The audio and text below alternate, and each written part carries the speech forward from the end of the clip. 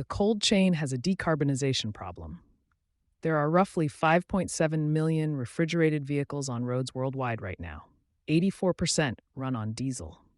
A single trailer refrigeration unit, the kind keeping produce cold on an overnight haul, emits about 8 metric tons of CO2 a year. That's before you count the refrigerant itself, which in most systems is an HFC with a global warming potential hundreds to thousands of times greater than carbon dioxide.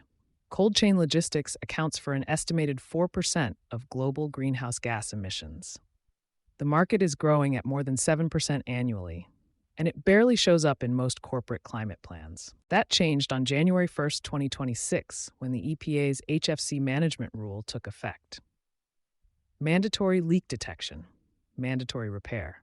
First compliance reporting on 2025 data due March 31st. Meanwhile, the AIM Act is already compressing refrigerant supply. The 40% reduction implemented in 2024 is not coming, it is here.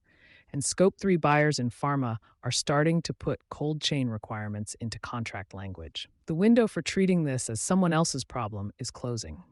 2 emission sources. One is obvious, one is not. Cold storage facilities use approximately 25 kilowatt hours per square foot annually. That's 4 to 5 times the energy intensity of a standard commercial building. Refrigeration alone accounts for up to 70 to 80% of total power consumption inside a refrigerated warehouse. The energy cost is visible on the utility bill. The carbon cost usually isn't tracked with the same precision. The refrigerant problem is less visible and more urgent.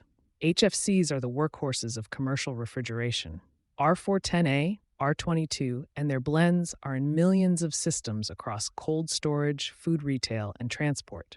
They work well. They also have warming potentials that make them, pound for pound, some of the most climate-damaging substances in an industrial operation.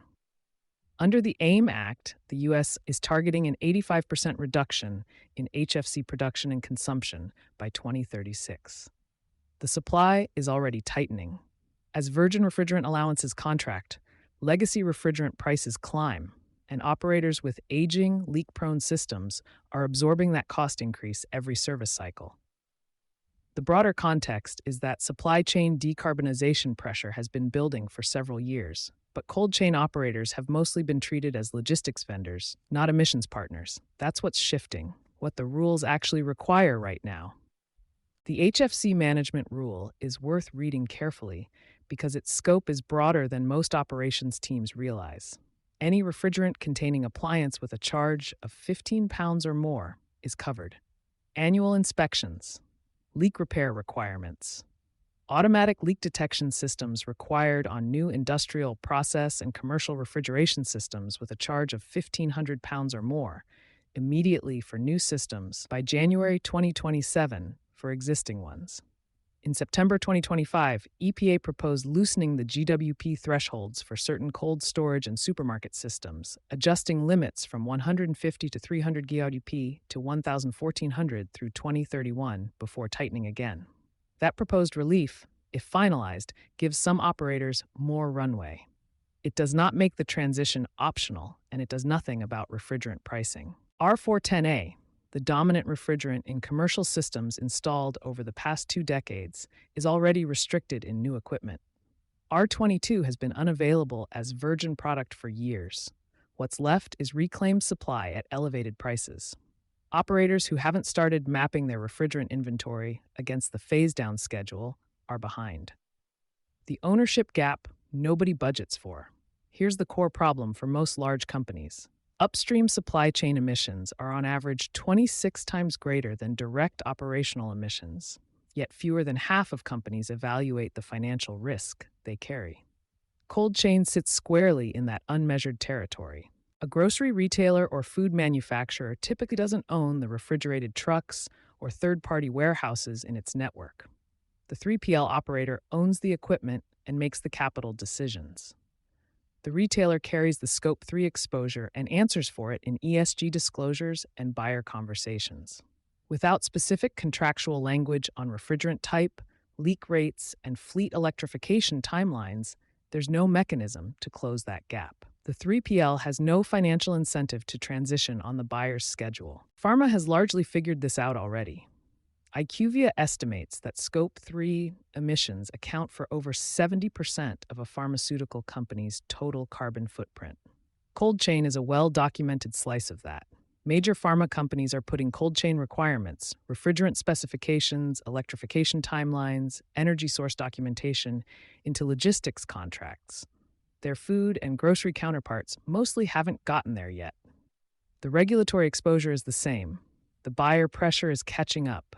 3 decisions, not 3 years from now. The refrigerant question is the most time-sensitive. Systems still running high GWP HFCs face rising input costs every service cycle, tightening compliance requirements, and a forced transition at some point regardless of how the EPA adjusts its schedule.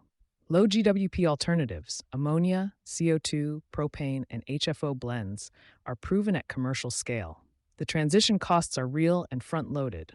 The cost of waiting is also real. It just lands differently. Higher refrigerant spend, compliance exposure, and an accelerated timeline when the phase-down tightens further. The Scope 3 visibility question is about knowing what you're actually responsible for.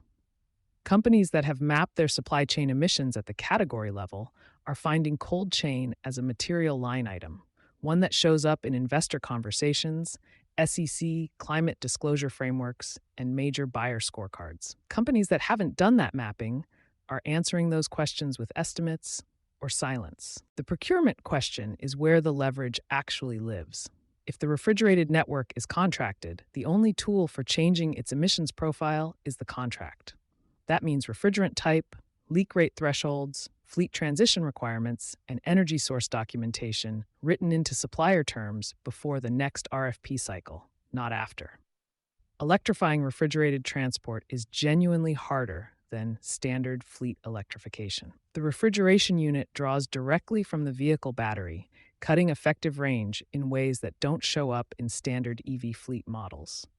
Grid constraints at cold storage facilities add another layer. These are solvable problems, but they require engineering and capital planning that takes longer than a procurement cycle. The companies that started 2 years ago are piloting. Everyone else is still in the room where someone is explaining why it's complicated.